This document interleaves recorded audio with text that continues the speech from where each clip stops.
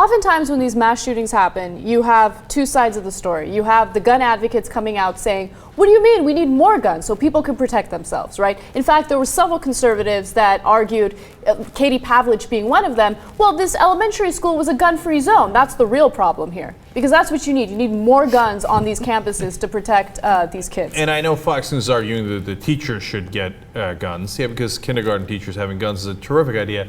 But you know, Pavlich makes an interesting point. It's a gun-free zone. If it wasn't, maybe the kids could have brought the guns too. The kindergartners could have shot back. These are brilliant ideas by these advocates. So whenever they say, look, if we ban guns, that means that only the criminals will have access to the guns. And that means that we can't protect ourselves if we are in the middle of a violent situation. Well, it's interesting because you could actually compare our gun laws to the gun laws in Japan, where guns are banned, period. In fact, you can only have an air rifle, okay? And in order to get an air rifle, you have to go through a ton of regulations, a ton of tests. So let's compare our gun-related homicides here in the US to Japan. Let's look at 2008. In the United States, 9,484 homicides. In Japan, there were 11.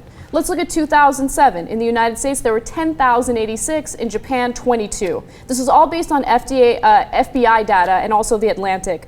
And in 2006, in the United States, there were 10,225 gun-related homicides. In Japan, there were only 2.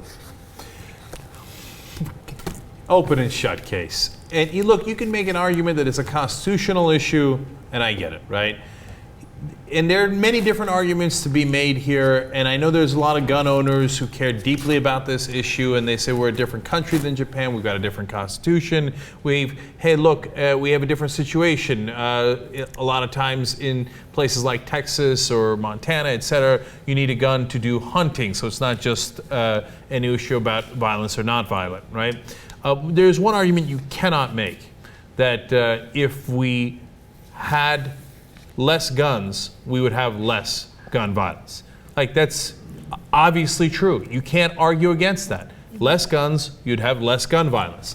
For people to say, no, even though we have more guns, we'll have less gun violence and less violence overall and less killings overall is an insane argument. It's a specious argument. They don't even believe it. They say it because they want to keep their guns and they don't care about anything else. Yeah. And they don't even care about logic.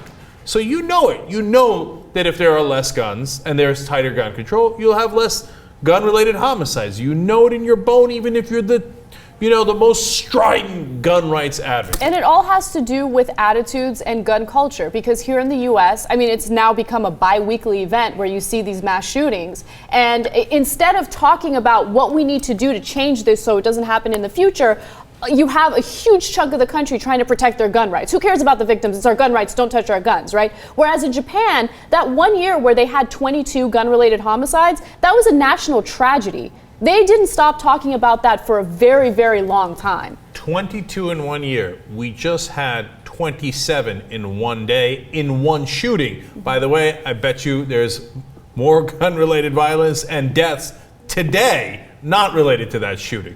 So we've become used to our kids, our fellow citizens, our family and friends being massacred all the time. It's just become a fact of life now.